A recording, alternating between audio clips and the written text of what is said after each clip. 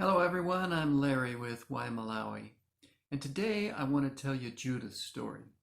Judith is a girl living in the village in Malawi, and at just 15 years old, she was abused.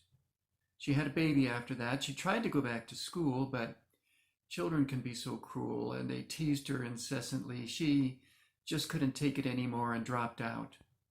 So at 16 years old, Judith was living with her mother. Her mother was single also. There were other siblings in the family, and Judith had to go to work in the fields. So she worked all day long in the fields for day wages to help support the family. At 18, a man offered to take care of Judith. So she married him. She thought he would rescue her. But it wasn't long before the man ran away, and Judith was left alone with another child on the way, more mouths to feed. Alone again, she moved in with her grandmother this time because her mother had left the area as well. So now Judith lives with her grandmother, her sisters, and her two children eventually in a small home in the village. With no other option, she had to work in the fields all day long in the hot sun for just a few pennies a day to help make ends meet. And even then, they only ate maybe one meal a day.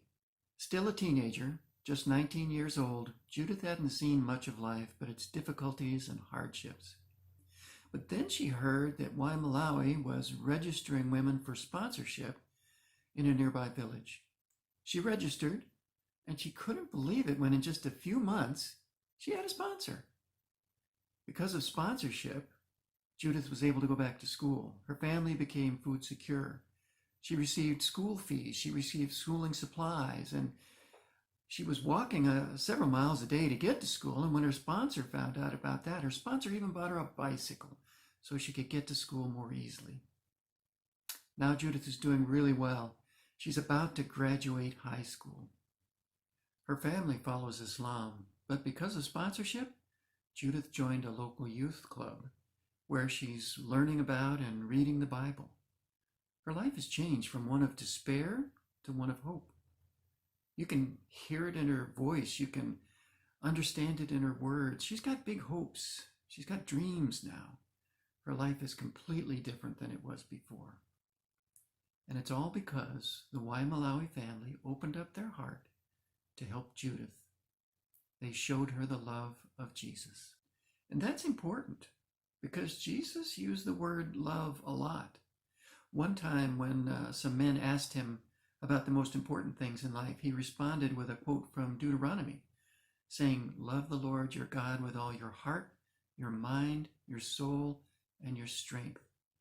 But then he added a verse from Leviticus, a quote from Leviticus saying, "And love others as you love yourself." Jesus talked a lot about love.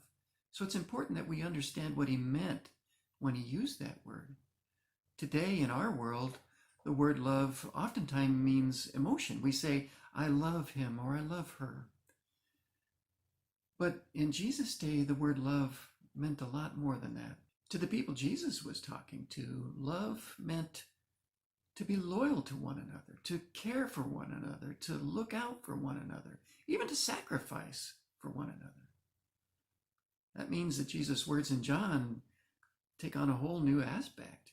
When Jesus said, "Love one another. Love one another as I have loved you." That's exactly what Jesus did for us. He's loyal to us. He sacrificed for us.